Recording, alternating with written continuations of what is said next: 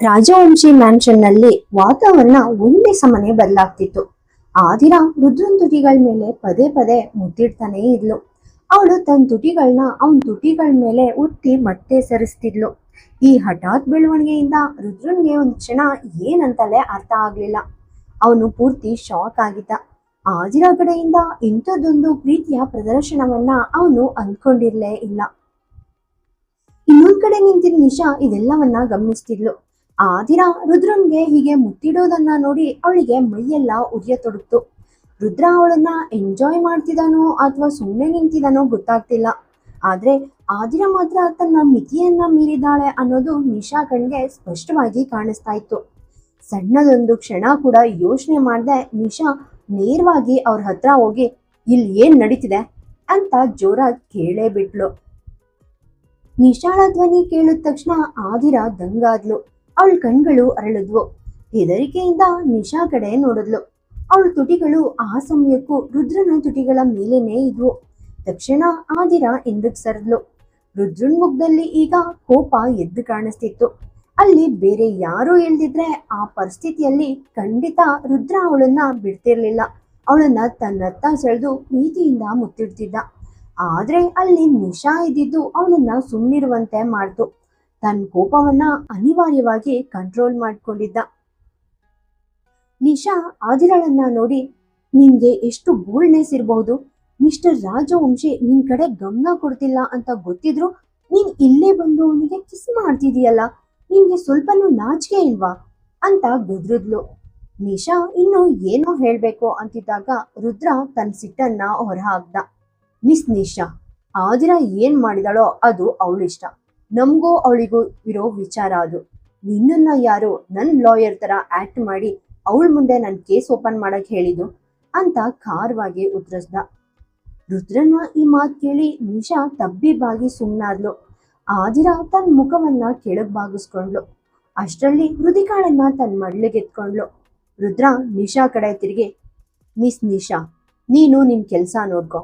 ಈ ಮಗುವನ್ನ ಒಳಗ್ ಕರ್ಕೊಂಡು ಹೋಗು. ಹೊಟ್ಟೆ ತುಂಬಾ ಊಟ ಮಾಡಿರ್ಬೇಕು, ಈಗ ಮಲಗಿಸ್ಕೊ ಹೋಗು ಅಂತ ಅಂದ. ರುದ್ರನ್ ಮಾತನ್ನ ಅಲ್ಲಗಿಳಿಯೋಕಾಗ್ದೆ ನಿಶಾ ತಲೆ ಆಡಿಸಿದ್ಲು. ಹೃದಿಕಾಳನ್ನ ಕರ್ಕೊಂಡು ಒಳಗ್ ಹೋದ್ಲಾದ್ರೂ ಅವಳ ಮನಸ್ಸಿನ ಒಳಗಡೆ ಮಾತ್ರ ಸೇಡಿನ ಬೆಂಕಿ ದಗದಗನೆ ಉರಿತಾ ಇತ್ತು. ರುದ್ರನ್ ನೋಟ ಈಗ ಆದಿರಾಳ್ ಮೇಲೆ ನೆಟ್ತು. ಆದಿರ ತಲೆ ಬಗ್ಸಿ, ನಾನೀಗ ಒಳಗ್ ಹೋಗ್ತೀನಿ ಅಂತ ಅಂದ್ಲು. ಅವಳು ಹೊರಡೋಕೆ ಪ್ರಯತ್ನಿಸ್ತಿದ್ದಾಗ ರುದ್ರ ಅವಳ ಕೈ ಹಿಡಿದು ನಿಲ್ಲಿಸ್ದ. ಆದಿರ ತಟ್ನೆ ತಿರುಗಿ ಅವನನ್ನೇ ನೋಡಿದ್ಲು. ನಾನ್ ಮಾಡಿದ ತಪ್ಪು ಅಂತಾನಾ? ರುದ್ರ ಅವಳ ಕಣ್ಣಲ್ಲಿ ಕಣ್ಣಿಟ್ಟು ಆಳ್ವಾಗಿ ನೋಡ್ತಾ, ಸೀರಿಯಸ್ಲಿ ಅದ್ ತಪ್ಪ ಅಂತ ಕೇಳ್ದ. ಆದಿರ ತಲೆ ಅಲ್ಲಾಡ್ಸಿ, ತುಂಬಾ ದೊಡ್ಡ ತಪ್ಪು.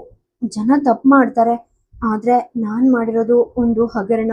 ಎಂತ ಹಗರಣ ಅಂದ್ರೆ ಆಮೇಲೆ ಯಾರನ್ನು ಎದುರಿಸೋಕಾಗಲ್ಲ. ಪ್ಲೀಸ್ ನನ್ನನ್ನ ಕ್ಷಮಿಸಿ. ಮತ್ತೆ ನಾನು ಮಾಡೋದನ್ನೆಲ್ಲ ಮರ್ತ್ಬಿಡಿ. ದೇವ್ರು ನಿನ್ಗೆ 4 ಅಥವಾ 5 ಮಕ್ಕಳನ್ನ ಕೊಡ್ಲಿ ಅಂತ ಹೇಳಿದ್ಲು.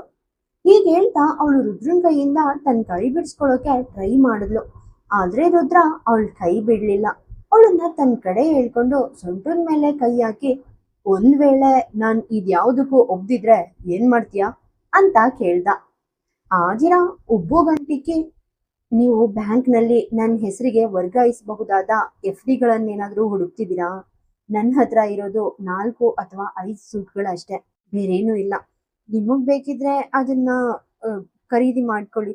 ಆದ್ರೆ ಅದನ್ನ ಬಿಟ್ಟು ನಾನು ಐ ಆಮ್ ಸಾರಿ ಅನ್ನೋದನ್ನ ಬಿಟ್ಟು ಬೇರೇನು ಮಾಡಕ್ಕಾಗಲ್ಲ ಅಂತ ಹೇಳಿದ್ಲು. ರುದ್ರ ಅವಳನ್ನ ಸೂಕ್ಷ್ಮವಾಗಿ ಗಮನಿಸ್ತಾ, ಆದ್ರೆ ನಾನು ಆ 4 ಅಥವಾ 5 ಮಕ್ಕಳ ಬಗ್ಗೆ ಮಾತಾಡ್ತಿಲ್ಲ. ನಾನು ಎಕ್ಸಾಕ್ಟ್ ಆಗಿ 4-5 ಮಕ್ಕಳ ಬಗ್ಗೆನೇ ಮಾತಾಡ್ತಿರೋದು. ನಾನು ಅದಕ್ಕೆ ಒಪ್ದಿದ್ರೆ ಏನ್ ಮಾಡ್ತೀಯಾ ಅಂದ. ಆದಿರ ಮತ್ತೆ ಹುಬ್ಗಂಟಿಕದ್ಲು. ನಿಶಾ ನಿಮ್ಮನ್ನ ಹಿಂಬಾಲಿಸ್ತಿರೋ ರೀತಿ ಮತ್ತೆ ನೀವು ನಿಶಾಳನ್ನ ಟ್ರೀಟ್ ಮಾಡ್ತಿರೋ ರೀತಿ ನೋಡಿದ್ರೆ ನೀವಿಬ್ರು ಬೇಗ ಬ್ಯಾರೇಜ್ ಮಾಡ್ಕೊಳ್ತೀರಾ ಅಂತ ನನ್ಗನ್ಸುತ್ತೆ. ಅದಕ್ಕೆ ನಾನು ಹೇಳಿದ್ದು ಮಕ್ಕಳನ್ನ ಪಡೆಯೋ ಪ್ರಯತ್ನ ಮಾಡ್ತಾನೆ ಇರಿ ಅಂತ. ರುದ್ರ ಇದ್ದಕ್ಕಿದ್ದಂತೆ ಅವಳನ್ನ ತನ್ನ ಇನ್ನಷ್ಟು ಹತ್ರ ಕೇಳ್ಕೊಂಡು, ಒಂದ್ ವೇಳೆ ನಾನ್ ಈ ಪ್ಲಾನ್ ನಿನ್ ಜೊತೆನೆ ಟ್ರೈ ಮಾಡ್ಬೇಕಂತ ಹೇಳಿದ್ರೆ ಏನ್ ಮಾಡ್ತೀಯಾ ಅಂದ. ಆದಿರ ಶಾಕ್ ಆದ್ಲು. ಅಗಲವಾದ ಕಣ್ಗಳಿಂದ ಅವನನ್ನ ನೋಡ್ತಾ, ದಮಯಂತಿ ನಳನನ್ನ ಬಿಟ್ಟು ಕಲಿಪುರುಷನ್ ಹತ್ರ ಹೋಗಿದ್ದನ್ನ ನಾನು ಇಮ್ಯಾಜಿನ್ ಮಾಡ್ಕೊಳ್ಬಹುದು. ಆದ್ರೆ ನೀವು ನನ್ನನ್ನ ಮದ್ವೆಯಾಗೋದು, ನಾನ್ ನಿಮ್ ಹೆಂಡತಿ ಆಗೋದು ಇದೆಲ್ಲ ಇಂಪಾಸಿಬಲ್. ಮತ್ತೆ ಯೋಚನೆ ಮಾಡೋಕ್ ಕೂಡ ಆಗಲ್ಲ. ನಾವು ಒಬ್ರನ್ನೊಬ್ರು ಹಸಿಯಾಗಿ ಬೇಕಂದ್ರೆ ತಿಂದ್ಬಿಡ್ತೀವಿ. ಇನ್ನು ಮಕ್ಳನ್ ಪಡೆಯೋದು ಅಂದ್ರೆ ಅದು ಪ್ರಶ್ನೆನೇ ಅಲ್ಲ.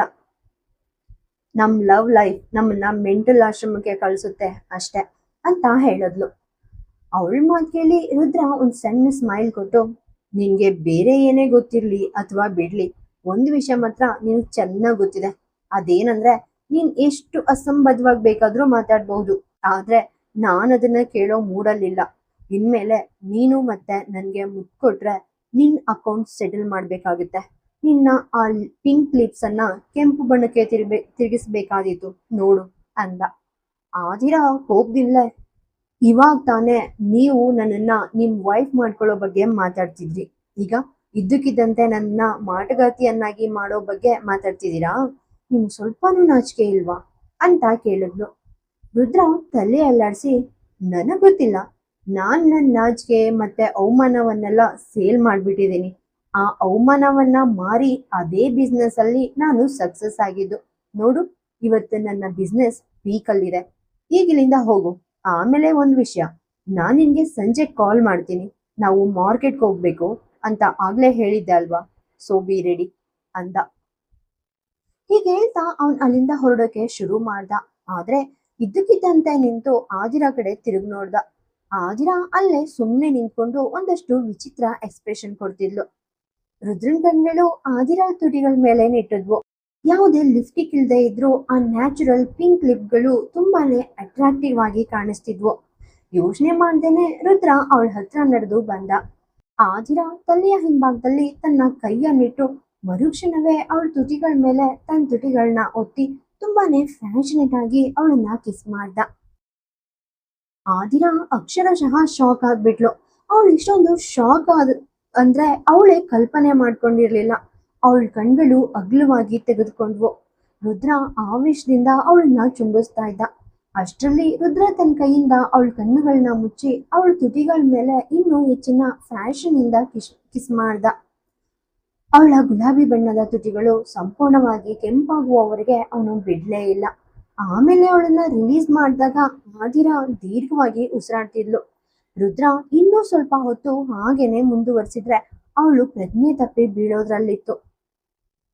ಅವಳು ಕೋಪದಿಂದ ಅವನನ್ನ ನೋಡಿ, ನಾನ್ ನಿಮ್ಗೆ ಕಿಸ್ ಮಾಡಿದಾಗ ನನ್ಗೆ ಅಷ್ಟೊಂದು ದುಡ್ಡು ಲೆಕ್ಚರ್ ಕೊಟ್ಟಿದ್ರಿ, ಈಗ ನೀವೇ ಯಾಕೆ ಕಿಸ್ ಮಾಡಿದ್ದು ಅಂತ ಕೇಳಿದ್ಲು. ರುದ್ರ ಸಣ್ಣದಾಗಿ ಸ್ಮೈಲ್ ಮಾಡಿ, ರಿವೆಂಜ್ ತಗೊಳಕ್ಕೆ. ಮತ್ತೆ ರುದ್ರ ರಾಜವಂಶಿ ಯಾರ ಸಾಲವನ್ನು ಇಟ್ಕೊಳ್ಳೋದಿಲ್ಲ. ಯಾರಾದ್ರೂ ಅವನಿಗೆ ಏನಾದ್ರೂ ಕೊಟ್ರೆ ಅದನ್ನ ಡಬಲ್ ಮಾಡಿ ರಿಟರ್ನ್ ಮಾಡ್ತಾನೆ ಅಂದ. ಹೀಗೆ ಹೇಳ್ತಾ ತನ್ನ ತುಟಿಗಳನ್ನ ಕಚ್ಚಿ ಆದಿರ ಕಡೆಗೆ ಒಂದು ತರಹದ ಫೀಲಿಂಗ್ ಇರೋ ನೋಟ ಬೀರಿ ಅಲ್ಲಿಂದ ಹೊರಟೇ ಹೋದ. ಆದಿರಳ ಹೃದಯ ಬಡಿತ ಜೋರಾಗಿ ಶುರುವಾಯಿತು. ಅವ್ರ ಕಣ್ಗಳು ಈ ರೀತಿ ನೀಟ್ ಆಗಿದ್ದು, ಹೀಗೆ ಪರಸ್ಪರ ಕಿಸ್ ಮಾಡ್ಕೊಂಡಿದ್ದು ಇದೇ ಮೊದಲ ಸಲ. ಅಲ್ಲಿ ಯಾವುದೇ ಫೋರ್ಸ್ ಇರ್ಲಿಲ್ಲ. ರುದ್ರ ಕಿಸ್ ಮಾಡ್ತಿದ್ದಾಗ ಆದಿರ ಕೂಡ ಅದಕ್ಕೆ ಪಾಸಿಟಿವ್ ಆಗಿ ರೆಸ್ಪಾನ್ಸ್ ಮಾಡ್ತಿದ್ಲು ಅನ್ನೋದು ಸ್ಪಷ್ಟವಾಗಿತ್ತು. ರುದ್ರ ತನ್ನ ಕಾರ್ ಹತ್ತಿ ಹೊರಟೋದ.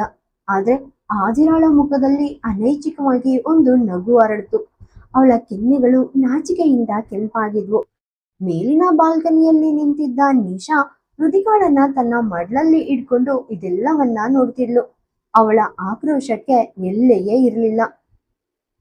ಅವರು ಒಟ್ಟಿಗೆ ಇರೋದನ್ನ ನೋಡಿ ನಿಶಾ ಅಸೂಯೆಯಿಂದ ಕುದಿತಿದ್ಲು. ಅದ್ರ ಜೊತೆಗೆ ರುದಿಕಾಳ ನಗುವಿನ ಸದ್ದು ಅವಳ ಕಿವಿಯಲ್ಲಿ ಪ್ರತಿಧ್ವನಿಸ್ತಿತ್ತು. ಆ ಮಗು ಚಪ್ಪಾಳೆ ತಡ್ತಿತ್ತು. ಬಹುಶಃ ಇವತ್ತಿನ ಈ ಡ್ರಾಮಾವನ್ನ ಅದು ಎಂಜಾಯ್ ಮಾಡ್ತಿದೆ ಅಂತ ನಿಶಾಗೆ ಅನ್ನಿಸ್ತು. ಆ ಮಗುವಿನ ನಗುವನ್ನ ಕೇಳಿ ನಿಶಾ ಸಿಟ್ಟಿನಿಂದ ಉರಿದು ಹೋಗಿ, ನೀನ್ ತುಂಬಾ ಜೋರಾಗಿ ನಗ್ತಿದ್ಯಾ ಅಲ್ವಾ? ನಿನ್ಗೇನ್ ಗೊತ್ತು? ಈ ಎಲ್ಲಾ ವಿಷಯಗಳು ಆದಿರಾಳಿಂದ ಆಗ್ತಿಲ್ಲ, ನಿನ್ನಿಂದಾನೇ ಆಗ್ತಿರೋದು. ನೀನೇ ಅಲ್ವಾ ಅವ್ರನ್ನ ಹತ್ರ ತರ್ತಿರೋದು. ಅವ್ರನ್ನ ನಿರಂತರವಾಗಿ ಹತ್ರಕ್ಕೆ ಪುಷ್ ಮಾಡ್ತಿರೋದು ನೀನು. ಅದಕ್ಕೆ ಅವ್ರ ಜಿಗ್ಲಗಳು ಪ್ರೀತಿಯಾಗಿ ಚೇಂಜ್ ಆಗ್ತಿವೆ. ಆದ್ರೆ ನಾನ್ ಹಾಗಾಗೋಕ್ ಬಿಡಲ್ಲ. ನಿನ್ನಿಂದಾನೇ ಅವ್ರು ಕ್ಲೋಸ್ ಆಗ್ತಿದ್ದಾರೆ ಅಂದ್ರೆ ಈಗ ನಾನು ಅವ್ರನ್ನ ಬೇರ್ಪಡಿಸೋದು ಕೂಡ ನಿನ್ನಿಂದಾನೇ ಆಗುತ್ತೆ. ಆದಿರ ನಿನ್ ಅಮ್ಮ ಆಗ್ಬೇಕಂತ ತುಂಬಾ ಆಸೆ ಪಡ್ತಿದ್ದಾಳಲ್ವಾ? ಈಗ ಅವಳೇ ನಿನ್ ಕೊಲೆಗಾತಿ ಆಗ್ತಾಳೆ ಅಂತ ಗದರಿದ್ಲು.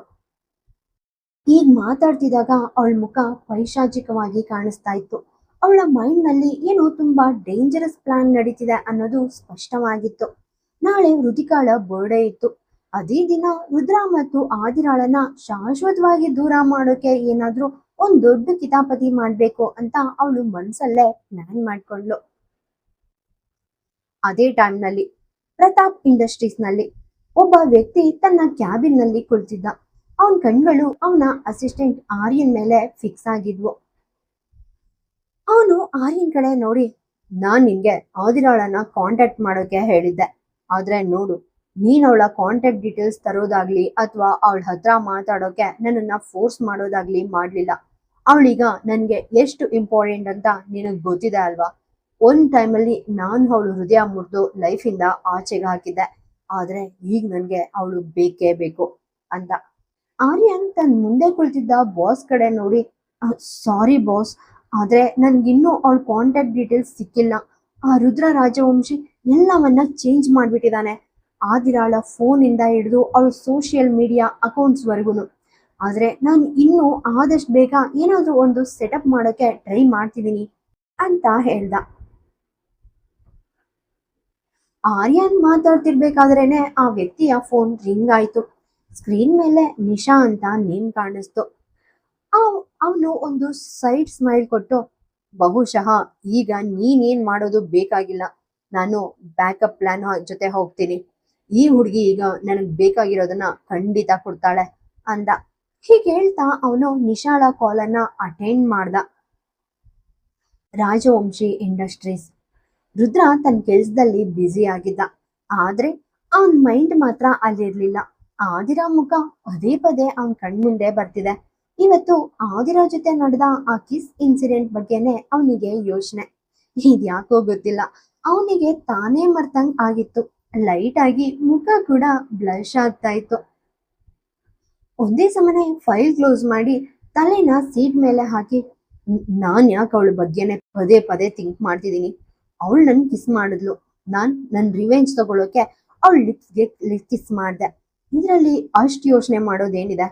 ಆ ಹುಡುಗಿ ನನ್ನ ಮೈಂಡ್ ನ ಯಾಕೆ ಆಕ್ಯುಪೈ ಮಾಡ್ಕೊಂಡಿದ್ದಾಳೋ ಗೊತ್ತಾಗ್ತಿಲ್ಲ. ಅವಳು ನನ್ನ ಬ್ರೈನ್ನೇ ರೆಂಟಿಂಗ್ ತಗೊಂಡಿದ್ದಾಳೇನೋ ಅಂತ ಅನ್ಕೊಂಡಾಗ ರುದ್ರನ್ಗೆ ಶಾಕ್. ಅವನೇ ಶಾಕ್ ಆದ, ಯಾಕಂದ್ರೆ ಅವನೀಗ ಮಾತಾಡ್ತಿರೋದು ಆದಿರೋ ಸ್ಟೈಲ್ ಅಲ್ಲೇ. ಫಸ್ಟ್ ಏಟ್ ಆಗಿ ಒಂದು ಡೀಪ್ ಬ್ರೆತ್ ತಗೊಂಡು ಕೆಲ್ಸದ ಕಡೆ ಫೋಕಸ್ ಮಾಡೋಕೆ ಟ್ರೈ ಮಾಡ್ದ. ಅಷ್ಟರಲ್ಲಿ ಕಣ್ ಮುಂದಿದ್ದ ವಾಚ್ ಮೇಲೆ ಬಿತ್ತು. ರುದಿಕಾಗೋಸ್ಕರ ಶಾಪಿಂಗ್ಗೆ ಹೋಗ್ಬೇಕಿತ್ತು. ಅದನ್ನ ಆಲ್ರೆಡಿ ಆದಿರಾ ಹತ್ರ ಹೇಳಿದ್ದ. ಟೈಮ್ ಇನ್ನೂ ತುಂಬಾ ಇತ್ತು. ಆದ್ರೂ ಯಾವುದೋ ಒಂದು ಅರ್ಜೆಂಟ್ ಅಲ್ಲಿ ಆದಿರಾಗೆ ಕಾಲ್ ಮಾಡ್ಬಿಟ್ಟ. ಅದೇ ಟೈಮ್ಗೆ ರುದಿಕಾ ಜೊತೆ ಮಲಗಿದ್ದ ಆದಿರಾ ಫೋನ್ ರಿಂಗ್ ಆಗ್ತಿದ್ದಂಗೆ ರಿಸೀವ್ ಮಾಡಿ ಸಿಟ್ನಲ್ಲಿ, ರಾಜವಂಶಿ ಸರ್, ನಿಮ್ಗೆ ಮ್ಯಾಡ್ನೆಸ್ ಹಿಡ್ದಿದ್ಯಾ? ಯಾರಾದ್ರೂ ಈ ಟೈಮಲ್ಲಿ ಕಾಲ್ ಮಾಡ್ತಾರಾ? ರುದಿಕಾ ಎದ್ಬಿಟ್ರೆ ಏನಾಗೋದು ಅಂದ್ಲು. ರುದ್ರ ತಕ್ಷಣ, ನಾನೇನಾದ್ರೂ ಡ್ಯಾನ್ಸ್ ಮಾಡ್ತಾ ಇದ್ದೀನ ಕಾಲ್ ಮಾಡೋಕೆ? ನೀನ್ ಏನ್ ಮಾತಾಡ್ತಿದ್ಯಾ? ಯಾರಾದ್ರೂ ಹೀಗ್ ಮಾತಾಡ್ತಾರ? ನೀನು ಹೃದಿಕಾ ಜೊತೆ ಇದೀಯಾ, ಮತ್ತೆ ಹೃದಿಕಾ ನಿದ್ದೆ ಮಾಡ್ತಿದ್ದಾಳ ಅಂತ ನನಗೆ ಹೇಗೆ ಗೊತ್ತಾಗುತ್ತೆ? ಇಷ್ಟೆಲ್ಲಾ ಹೇಳ್ತಾ ಹೇಳ್ತಾ ರುದ್ರ ತನ್ನ ಲಿಪ್ಸ್ ಮೇಲೆ ಕೈ ಇಟ್ಕೊಂಡ. ಅವನ್ ಮತ್ತೊಮ್ಮೆ ಆದಿರಾಳ ಸ್ಟೈಲಲ್ಲೇ ಮಾತಾಡ್ತಾ ಇದ್ದ. ಆದಿರಾ ಸಿಟ್ನಲ್ಲೇ, ನಿಮ್ಗೆ ವಿಷಯ ಗೊತ್ತಿಲ್ಲ ಅಂದ್ರೆ ತಿಳ್ಕೊಬೇಕು ಅಲ್ವಾ? ರುದ್ರ ರಾಜವಂಶಿ ಆಗಿರೋ ಅರ್ಥ ಏನು? ಇಷ್ಟು ಚಿಕ್ಕ ವಿಷಯನ ಟ್ರ್ಯಾಕ್ ಮಾಡಕ್ಕಾಗಲ್ವಾ ನಿಮ್ಗೆ? ನಿಮ್ ರೂಮಲ್ಲಿ ಕ್ಯಾಮ್ರಾ ಇನ್ಸ್ಟಾಲ್ ಮಾಡಿ, ನಾವು ಮಾಡೋದೆಲ್ಲ ಅದರಲ್ಲಿ ರೆಕಾರ್ಡ್ ಆಗ್ಲಿ. ಒಂದಿನ ನಿಮ್ ಬಿಸ್ನೆಸ್ ಫ್ಲಾಪ್ ಆದ್ರೆ ಆ ವಿಡಿಯೋಗಳನ್ನ ಮಾರಿ ದುಡ್ಡು ಮಾಡಬಹುದು ಅಂದ್ಲು. ಇದನ್ ಕೇಳಿದ್ರುದ್ರ, ನೀನ್ ಸ್ವಲ್ಪನಾದ್ರೂ ಒಳ್ಳೆ ಮಾತಾಡಲ್ವಾ ಅಂತ ಕೇಳಿದ್ದ. ಆದಿರಾ ನಗ್ತಾ, ಐ ಲವ್ ಯು ಅಂದ್ಲು. ರುದ್ರನ್ ಹರ್ಟ್ ಬೀಟ್ ಒಂದು ಕ್ಷಣ ನಿಂತೇ ಹೋಯ್ತು. ಆದ್ರೆ ನೆಕ್ಸ್ಟ್ ಸೆಕೆಂಡ್ ಆದಿರಾ, ಅಷ್ಟಿಷ್ಟ ಆಯ್ತಾ, ಇಲ್ಲ ಬೇರೆ ಏನಾದ್ರೂ ಹೇಳ್ಬೇಕಾ? ಆ ಲೈನ್ ಸೂಪರ್ ಆಗಿದೆ, ಆದ್ರೆ ನಾನು ಹೇಳಿರೋ ಪರ್ಸನ್ ಒಳ್ಳೆಯವನಲ್ಲ, ಅದಕ್ಕೆ ನಾನು ವಾಪಸ್ ಬಂದೆ. ನನ್ಗೆ ನಿನ್ ಮೇಲೆ ಲವ್ ಇಲ್ಲ, ಯಾವ ಫೀಲಿಂಗ್ಸು ಇಲ್ಲ. ಯಾಕೆ ಕಾಲ್ ಮಾಡಿದ್ರಿ ಅಂತ ಹೇಳಿ ಫಸ್ಟ್. ಸಖತ್ತಾಗಿ ನಿದ್ದೆ ಮಾಡ್ತಿದ್ದೆ, ಎಲ್ಲ ಹಾಳು ಮಾಡ್ಬಿಟ್ರಿ ಅಂದ್ಲು. ಅಚಾನಕ್ಕಾಗಿ ತನ್ನ ಹಾರ್ಟ್ ಬೀಟ್ ಜಾಸ್ತಿ ಆಗ್ತಿರೋದನ್ನ ಫೀಲ್ ಮಾಡಿದ್ರುದ್ರ ಮುಖ ತಿರುಗಿಸಿ, ಸರಿ ಮಲ್ಗು, ನಿನ್ಗೆ ಬೇರೆ ಕೆಲ್ಸನೇ ಇಲ್ಲ ಬಿಡು ಅಂತ ಹೇಳಿ ಕಾಲ್ ಕಟ್ ಮಾಡ್ದ. ಆದಿರಾ ಫೋನ್ ನೋಡ್ತಾನೆ ಇದ್ಲು. ಮುಖ ಸಿಂಗರಿಸ್ಕೊಂಡು, ವಿಯರ್ಡ್ ಫೈಜಾಮಗಳು ಈ ಮನುಷ್ಯರು, ಇವನ್ನ ವೇರ್ ಮಾಡೋಲ್ಲ, ಆಚೆಗೂ ಎಸೆಯೋಕ್ಕಾಗಲ್ಲ ಅಂದ್ಲು. ಹೀಗೆ ಹೇಳ್ತಾ ಸ್ವಲ್ಪ ಹೊತ್ತು ಫೋನ್ ನೋಡಿ ಮತ್ತೆ ರುದ್ರನ್ಗೆ ಕಾಲ್ ಮಾಡಿದ್ಲು. ರುದ್ರ ಫೋನ್ ರಿಂಗ್ ಆಗ್ತಿದ್ದಂಗೆ ರಿಸೀವ್ ಮಾಡಿ ಕೋಪದಲ್ಲಿ ಈಗೇನು ಅಂದ. ಆದಿರಾ ಒಂದು ಡೀಪ್ ಬ್ರೆತ್ ತಗೊಂಡು ಓಕೆ ಓಕೆ, ಇನ್ಮೇಲೆ ನಾನ್ಸೆನ್ಸ್ ಮಾತಾಡೋದು ಬೇಡ, ನಾನು ಮಾತಾಡಲ್ಲ, ನೀವು ಕೋಪ ಮಾಡ್ಕೋಬೇಡಿ, ನಾನು ಮಾಡ್ಕೊಳ್ಳಲ್ಲ, ಯಾಕೆ ಕಾಲ್ ಮಾಡಿದ್ದು ಅಂತ ಹೇಳಿ ಅಂದ್ಲು. ರುದ್ರ ಕೂಡ ಒಂದು ಡೀಪ್ ಬ್ರೆತ್ ತಗೊಂಡು ಸರಿ ಸರಿ, ನಾನು ಅರ್ಧ ಗಂಟೆಯಲ್ಲಿ ಮನೆಗೆ ಬರ್ತಿದ್ದೀನಿ ಅಂತ ಹೇಳೋಕ್ ಕಾಲ್ ಮಾಡಿದೆ. ನಾನು ಒಳಗಡೆ ಬರಲ್ಲ, ಪಾರ್ಕಿಂಗ್ ಏರಿಯಾಗೆ ಬರ್ತೀನಿ, ಸೊ ರೆಡಿ ಆಗಿರೋ ಅಂದ. ಆದಿರಾ ಸಿಟ್ನಲ್ಲಿ ಒಂದ್ ಕೆಲ್ಸ ಮಾಡಿ, ಫೋನ್ ಕಟ್ ಮಾಡಿ, ಅರ್ಧ ಗಂಟೆಲಿ ನಾನ್ ಹೇಗ್ ರೆಡಿ ಆಗ್ಲಿ? ಅದು ಅಲ್ದೆ ರುದಿಕಾ ನಿದ್ದೆ ಮಾಡ್ತಿದ್ದಾಳೆ, ಅವಳನ್ನ ಹೆಬ್ಬಿಸ್ಬೇಕು, ರೆಡಿ ಮಾಡ್ಬೇಕು, ಆಮೇಲೆ ನಾನ್ ರೆಡಿ ಆಗ್ಬೇಕು. ಅರ್ಧ ಗಂಟೆ ತುಂಬಾ ಕಡಿಮೆ ರಾಜವಂಶಿ ಸರ್, ಪ್ಲೀಸ್ ನನ್ಗೆ ಸ್ವಲ್ಪ ಟೈಮ್ ಕೊಡಿ ಅಂದ್ಲು. ರುದ್ರ ಸರ್ಕಾಸ್ಟಿಕ್ ಆಗಿ ನಿನ್ಗೆ ಯಾಕೆ ರೆಡಿ ಆಗೋಕಷ್ಟು ಟೈಮ್ ಬೇಕು? ಮೇಕಪ್ ಮಾಡ್ಕೊ, ಇಲ್ಲಾಂದ್ರೆ ನೀನು ವಿಶ್ ತರ ಕಾಣಿಸ್ತೀಯ ಅಂದ.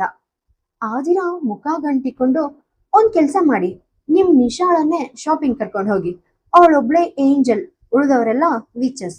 ಇವಾಗ ಫೋನ್ ಕಟ್ ಮಾಡಿ, ಇಲ್ಲಾಂದ್ರೆ ಫೋನ್ ಒಳಗಡೆ ಬಂದು ನಿಮ್ ಕುತ್ಗೆ ಇಸ್ಬಿಡ್ತೀನಿ ಅಂತ ಕೂಗಿದ್ಲು. ಆದಿರಾ ಫೋನ್ ಕಟ್ ಮಾಡಿ ದಿಂಬಿನ ಕೆಳಗೆ ಇಟ್ಟು ಮತ್ತೆ ಕಣ್ಣು ಮುಚ್ಕೊಂಡ್ಲು. ರುದ್ರ ಫೋನ್ ನೋಡ್ತಾ ಸಿಟ್ನಲ್ಲಿ ನನ್ ಮುಂದೆನೆ ಇಷ್ಟೊಂದು ನಾನ್ ಸೆನ್ಸ್ ಮಾತಾಡೋಕೆ ಅವಳಿಗೆ ಎಷ್ಟು ಧೈರ್ಯ, ಅವಳು ನನ್ಗೆ ಏನ್ ಮಾಡ್ತಾಳೋ ನಾನು ನೋಡ್ತೀನಿ ಹೀಗ ಅನ್ಕೊಳ್ತಾ ಮತ್ತೆ ಆದಿರಾಗೆ ಕಾಲ್ ಮಾಡ್ದ. ನೆಕ್ಸ್ಟ್ ಸೆಕೆಂಡ್ ಆದಿರಾ ಫೋನ್ ರಿಂಗ್ ಆಯ್ತು. ಅವಳು ಫೋನ್ ರಿಸೀವ್ ಮಾಡಿ ಕಿವಿಗಿಟ್ಟು ಹಾ ಹೇಳಿ ಅಂದ್ಲು.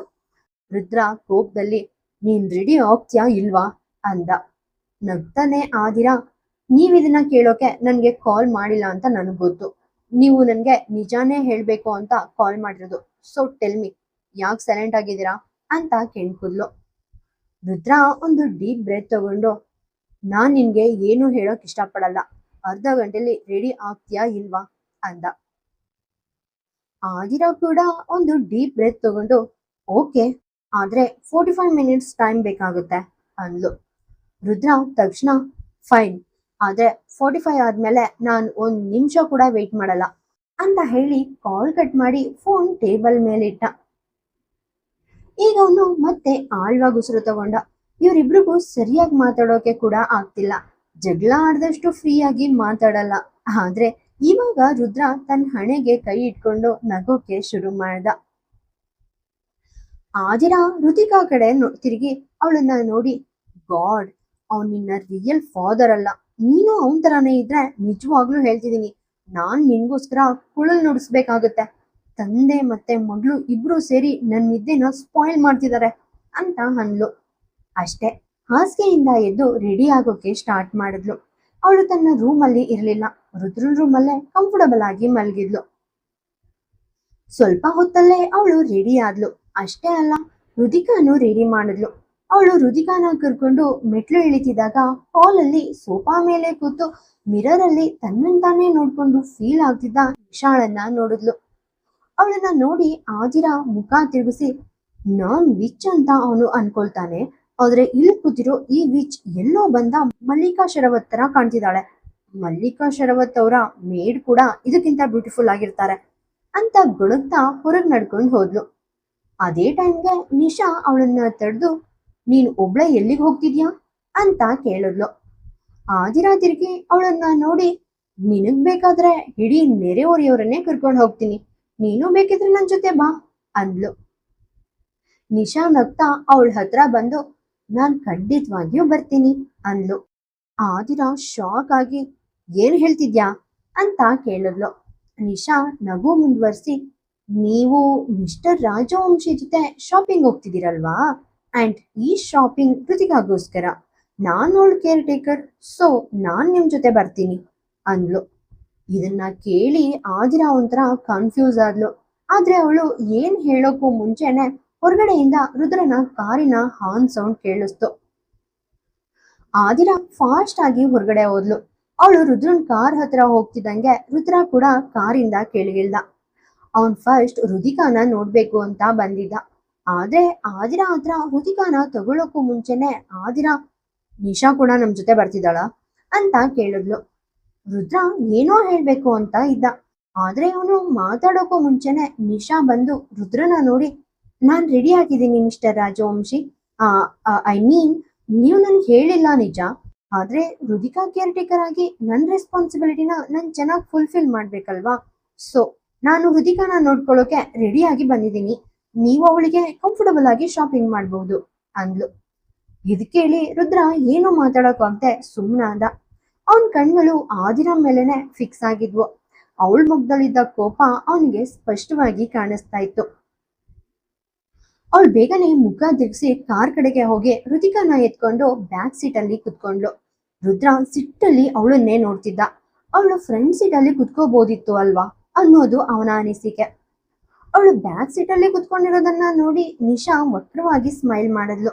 ತಕ್ಷಣ ಹೋಗಿ ಫ್ರಂಟ್ ಸೀಟ್ ಅಲ್ಲಿ ಆರಾಮವಾಗಿ ಕುತ್ಕೊಂಡ್ಲು.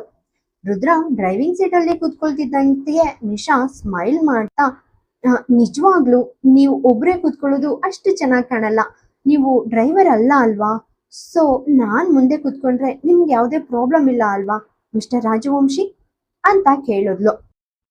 ರುದ್ರ ರಿಯರ್ ವ್ಯೂ ಮಿರರ್ ಅಲ್ಲಿ ಹಿಂತಿರುಗಿ ನೋಡ್ದ. ಆದಿರಾ ಮುಖ ತಿರುಗಿಸ್ಕೊಂಡು ಕುಳಿತಿದ್ಲು.